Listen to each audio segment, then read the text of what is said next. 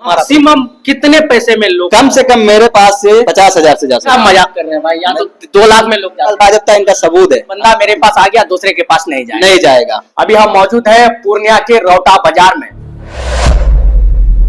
क्या आप विदेश जाना चाहते हैं? संजय भाई, इनसे हम बातचीत करेंगे। हालांकि इनके ऑफिस में हम आज बैठे हुए हैं। कितने लोगों को अब तक ये भेज चुका है, कितने लोग इनके द्वारा वहां पे काम कर रहे हैं? नाम बताइएगा आप अपना। मेरा नाम है एमडी संजय आलम और बहुत बहुत शुक्रिया आपका और आपके व्यूअर्स का। सऊदी, दुबई, कतर, कुवैत में जितने भाई जो गल्फ कंट्री में रहते हैं, सबसे पहले आप लोगों को ईद का मुबारकबाद।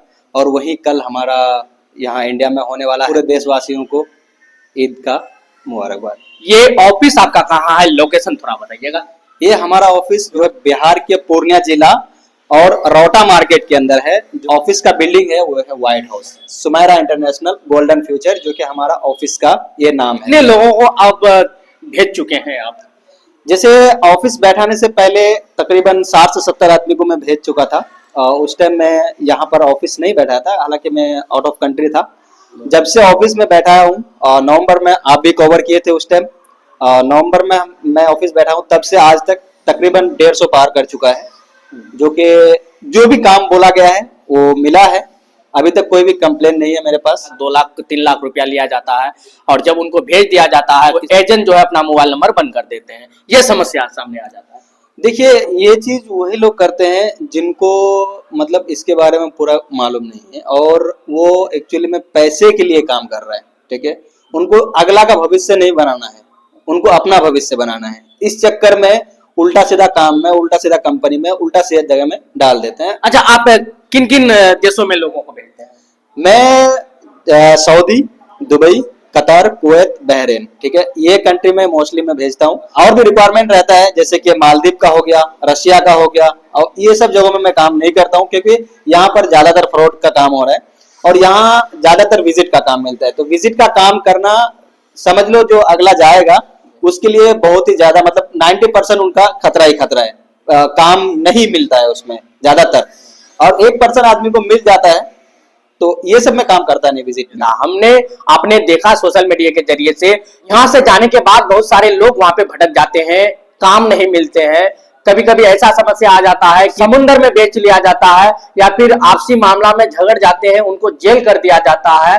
ये सब मामले जब उनके साथ होता है या फिर कोई घटना घटित वहां पे होता है तो एजेंट का मोबाइल बंद हो जाता है। मेरा सवाल यही था संजय साहब से कि अगर कोई वहां पे कोई घटना घटित हो जाए या फिर किसी तरह का कोई हादसा हो जाए तो उस समय क्या आपका मोबाइल ऑन रहेगा या ऑफ रहेगा? नहीं, 100% ऑन रहेगा क्योंकि मैं यहाँ पर बैठा हूँ। मोबाइल बंद हो सकता है लेकिन यहाँ से हट नहीं सकते। मेरा गांव जो है वो मंगलपुर है, घर कहीं नहीं जा सकता है। ये जो मामला है तो कुछ कुछ कैंडिडेट के ऊपर भी आ जाता है क्योंकि मतलब बहुत से दोस्त जाने के बाद मतलब अपना आपा खो देते हैं।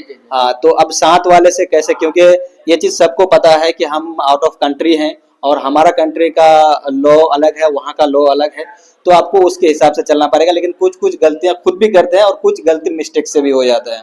अब जैसे अगर मेरे तरफ से अगर भेजा गया किसी कंपनी में तो वहां जाने के बाद उनको काम नहीं मिला या फिर कोई और शिकार में फंस गया तो उसका जिम्मेदार मैं हूँ, क्योंकि मैं भेजा उनको तो उनका जिम्मेदार मैं हूँ। उनको निकालना मेरा काम है। विदेश भेजने के साथ साथ कुछ और काम आपका?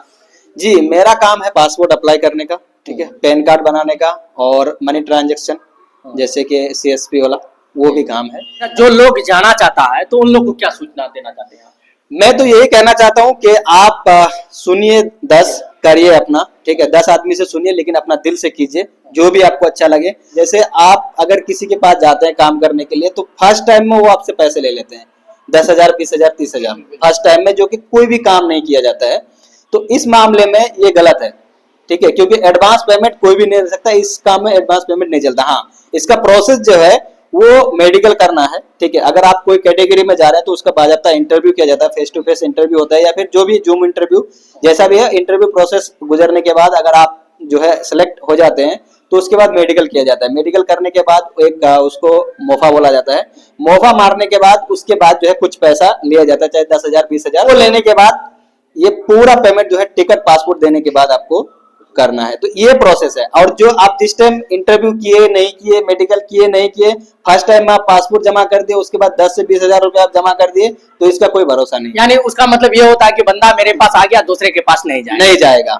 तो इसमें क्या है कि आपको हर हाल में उससे जाना ही जाना है। ठीक है, आपको अगर 1000 रुपया बता दिया हो, मैं आपको एक एग्जांपल दे रहा हूँ, 1000 रुपया बता दिया, बाद में अगर 600 रुपया में वो काम हो रहा है, तो आपको बोलेगा भाई आपको जाना है तो जाओ, नहीं जाना है तो आपको पासपोर्ट, या अगर पासपोर्ट आपको रिटर्न कर दिया तो पैसे मैं काम पे लगा दिया हूँ, ये पैसा आपका खत्म हो जाएगा। लेकिन एक्चुअली में ये पैसा खत्म नहीं होता। मैं सबको क्लियर करना चाहता हूँ कि मोफा का सिर्फ 3000 रुपया कटता है। ठीक है, 3000 रुपया मोफा का करता है और कोई भी चार्ज नहीं करता है। दूसरा, अगर आपका वीजा लग गया है, वीजा आपके पास है, तो गवर्नमेंट का वेबसाइट है, सऊदी गवर्नमेंट का वेबसाइट है, हर गवर्नमेंट का, आप किसी भी कंट्री जाते हैं उसका वेबसाइट है, आप वहां पर पासपोर्ट नंबर, वीजा नंबर आप डालेंगे तो उनका पूरा बायोडाटा आ जाएगा। अगर वो ओरिजिनल है, अगर आप कैंसिल करना चाहते हैं तो उसका चार्ज 15 से 20 हजार के बीच में होता है। अगर आपको नहीं जाना, तब कई सारे ऐसे केस देखा हूं जिसमें मोफा गलत दिया गया है, 3000 की जगह में 50-50 हजार रुपया ले लिया है। अच्छा, आपके पास से अगर जाना हो तो यहाँ का प्रोसेस क्या है? हमारा प्रोसेस तो यही है कि आप किसी भी कैटेगरी में जाते हैं, जैसे लेबर से लेकर के इंजीनियर तक, अगर आप कोई बड़ा पोस्ट में जाएंगे तो उनके लिए मैं एक इंटरव्यू दूंगा आपको, जो क्लाइंट के साथ में होगा, कंपनी के साथ में होगा। उसमें आपका जो भी वो रिक्वायरमेंट रहेगा, मैं उस काम से रिलेटेड उनका जो है इंटरव्यू करूंगा जिससे वो अप्लाई किया है, चाहे वो किसी भी कैटेगरी में हो। लेटर आ जाएगा तो वो लेटर लेकर के उनको डायरेक्ट हम मेडिकल में भेज देते हैं। मेडिकल भी मैं सिर्फ पटना में कराता हूँ, हालांकि और कई जगह है मैं नहीं भेजता हूँ। यहाँ पर एक दिन का राउंड फिगर पड़ता है तो वो पटना में करा देता हूँ मैं। तो मेडिकल करने के बाद को हम पीडीएफ फाइल में वीजा देंगे, टिकट देंगे, जाने से एक दिन पहले आप हमको जमा कर दो, या फिर वही पूरा पेमेंट लेकर के आप डायरेक्ट चला जाओ। एग्रीमेंट पेपर लेने के बाद आप वहां पर पे कर दो। तो अच्छा, मैक्सिमम कितने पैसे में लोग विदेश जा सकते हैं? कम से कम मेरे पास से 50 हजार से जा सकते हैं, मेरे पास से कम। मजाक कर रहे हैं भाई, यहाँ तो 2 लाख में लोग जाते हैं।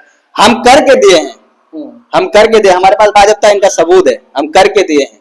50 हजार आपको भेज के दिए हैं। लोग आपको पागल समझ लेंगे। भाई देखिए, जो सच्चाई है वो सच्चाई है, वो फैक्ट है, इससे हम नहीं टल सकते हैं। हमारे पास कंप्यूटर में पूरा लिस्ट है, हम किसको कितना में भेजे हैं पूरा लिस्ट बना के रखा हूँ। मेरे पास डायरी है, रजिस्टर है। ठीक है, उनको वो आएगा भी ना तो हम उनको वही बताएंगे। अच्छा, एक सवाल लोगों का भी ये है कि एजेंट द्वारा जो विदेश भेजा जाता है तो 3 माह उसको वहां रख दिया जाता है, उनके बाद अगर काम उनका अगर नहीं लगे तो फिर वो वापस आ जाते हैं, ये क्या सिस्टम है? ये है टूरिस्ट वीजा में।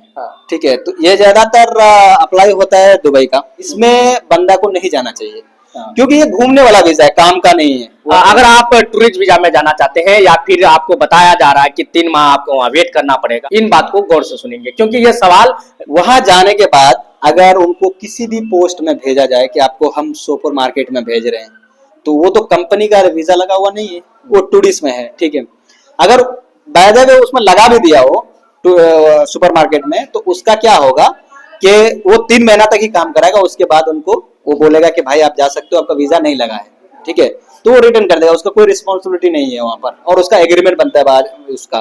तो एग्रीमेंट और आपके पास वीजा है, अगर आपको कंपनी फायर करता है कि आपको रिटर्न जाना है 3 महीने के अंदर, तो आप वहां का लेबर कोर्ट में केस कर सकते हो कि मुझे 2 साल का कॉन्ट्रैक्ट में ये बुलाया था, अभी किसी रीजन से वो भेज रहा है, तो इसका पूरा पेनल्टी कंपनी देगा हमको। तो वो एक वहां का कानून है, लेबर कोर्ट में आप जाकर के अप्लाई कर सकते हो। अगर आप उस कंपनी का नाम से जाते हैं तभी कर सकते हो, अगर टूरिस्ट में जाएंगे तो आपको कुछ भी नहीं हो सकता वहां पर। आप जाने के लिए इच्छा जाहिर करते हैं या फिर जाने वाले हैं, या फिर आपको कोई अच्छा एजेंट आपको अगर नहीं मिलता है तो आप दिए गए नंबर पे संपर्क करें। संजय साहब है, इनसे आप कांटेक्ट करें, इनका ऑफिस आए।